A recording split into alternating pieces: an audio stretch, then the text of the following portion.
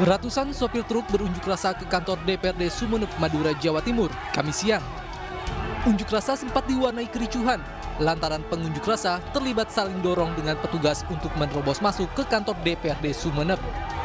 Polisi yang kalah jumlah membuat para pengunjuk rasa berhasil menerobos barisan polisi. Mereka menuntut dibukanya kembali tambang galian golongan C yang ditutup beberapa pekan terakhir oleh pemerintah. Para sopir ini mengadukan nasibnya ke DPRD Sumeneb karena mereka kehilangan pekerjaannya akibat tambang galian C ditutup. Mereka meminta DPRD Sumeneb lebih serius mengurus penerbitan peraturan daerah tentang tata ruang sehingga proses izin galian C lebih mudah. Sebenarnya persoalan ini adalah ketidakbecusan dari anggota dewan yang terhormat, ya kan? Kenapa? Karena Perda dan RT RW-nya tidak pernah terbentuk sampai sekarang. Andai itu terbentuk, semua proses perizinannya kan enak urusnya. Tapi karena ini tidak terbentuk, sehingga regulasinya tidak jelas, mereka bekerja salah dalam hukum, tidak bekerja mereka tidak makan. Meski situasi berhasil kondusif, namun para pengunjuk rasa belum puas karena mereka belum mendapatkan keputusan yang jelas. Mereka berjanji akan kembali berunjuk rasa jika tuntutan mereka tidak terpenuhi. Dari Sumeneb, Jawa Timur, Abdur Rahim, iNews melaporkan. Pemirsa, selamat malam. Anda kembali bersama kami dalam iNews Prime bersama saya Fani Imaniar, dan informasi tadi juga sekaligus membuka jumpa kita dalam program iNews Prime malam hari ini.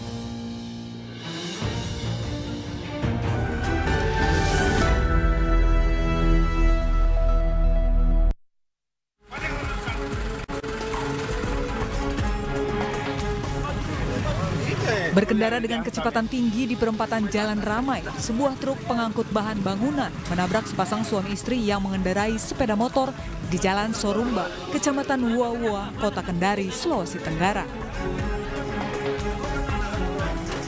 Warga yang melihat kejadian tersebut langsung menolong korban. Akibat tabrakan, kedua korban mengalami luka serius di bagian kepala dan patah tulang kaki kiri. Warga kemudian membawa korban ke rumah sakit untuk mendapatkan pertolongan medis. Berdasarkan keterangan saksi, saat kejadian truk pengangkut bahan bangunan ini melaju dengan kecepatan tinggi. Saat berada di perempatan, truk tak sempat mengerem dan langsung menabrak sepeda motor yang dikendarai korban. Pastinya saya dari belakangnya, pas ini mobil, semuanya ini kan istilahnya berhenti sini mobil.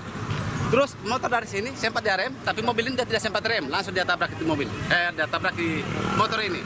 Kejadiannya itu pas jatuhnya ini ibu, saya sempat aja berteriak. Tapi adapun kelebihannya saya kurang tahu juga. Berarti ini mobil tidak mengerem dia tadi? Tidak rem, sama sekali tidak rem, karena saya saksi utamanya, jujur saja. Usai kejadian, petugas Satlantas Polresta Kendari langsung menuju ke lokasi untuk melakukan olah tempat kejadian perkara. Untuk kronologisnya, untuk truk yaitu kecepatan agak tinggi sehingga terjadi kecelakaan di perempatan. Kini kasus kecelakaan tersebut ditangani oleh unit Laka Lantas Polresta Kendari. Sementara untuk pengemudi truk tengah menjalani pemeriksaan oleh petugas. Dari Kota Kendari, Sulawesi Tenggara, Febriono Tameng, iNews melaporkan.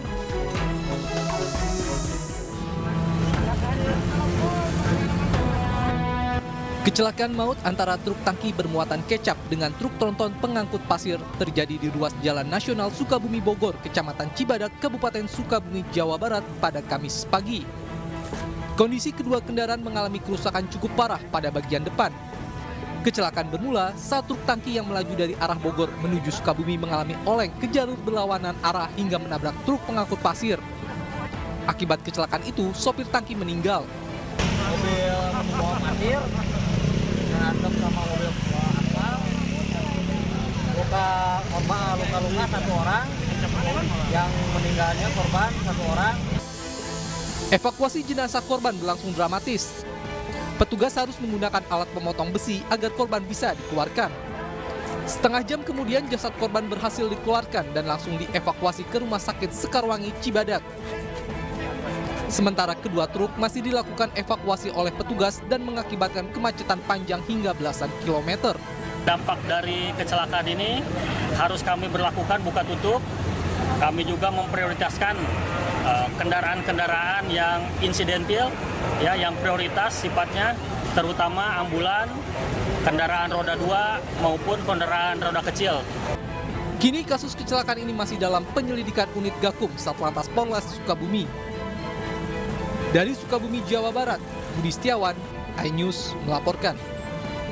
Pemirsa, sejumlah penumpang Batik Air rute Kuala Lumpur, Jakarta protes lantaran AC pesawat mati saat akan lepas landas atau take off. Sejumlah penumpang memilih turun dari pesawat.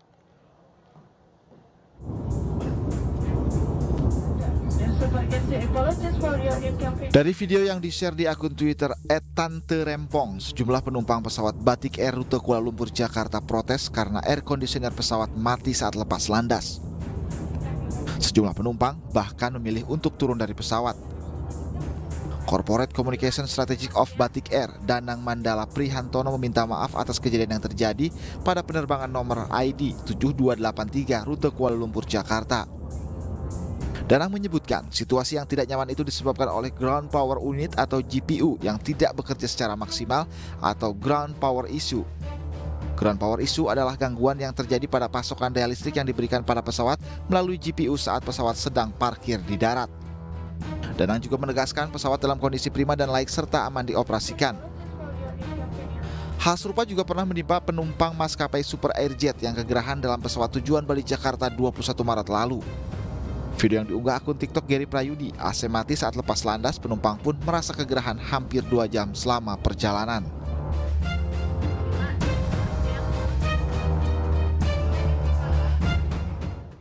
Pemirsa, masyarakat kembali dihebohkan dengan adanya surat permintaan THR di media sosial. Kali ini surat permintaan THR berasal dari BNN Kota Tasikmalaya, Jawa Barat.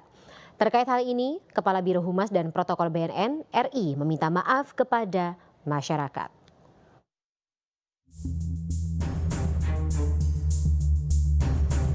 Masyarakat kembali dihebohkan dengan adanya surat permintaan THR di media sosial. Kali ini surat permintaan THR berasal dari BNN Kota Tasikmalaya. Terkait hal tersebut, Kepala Biro Humas dan Protokol BNN RI, Brigjen Pol Sulistyo Pujo Hartono, meminta maaf kepada masyarakat. Ia pun membenarkan bahwa surat tersebut asli.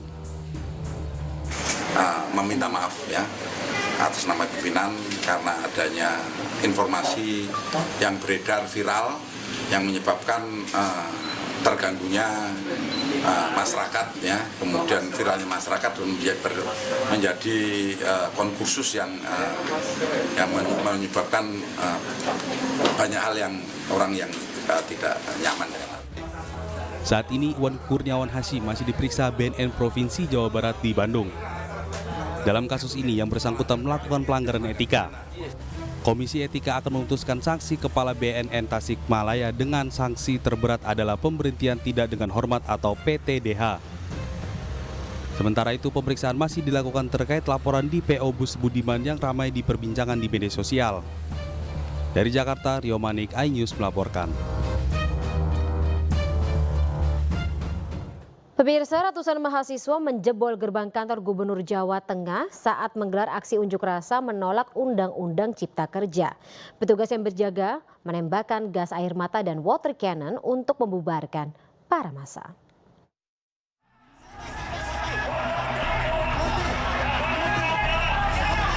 Kericuhan terjadi saat ratusan mahasiswa yang tergabung dalam gerakan rakyat menggugat gelar aksi unjuk rasa menolak Undang-Undang Cipta Kerja di depan kantor Gubernur dan DPRD Jawa Tengah pada Kamis sore.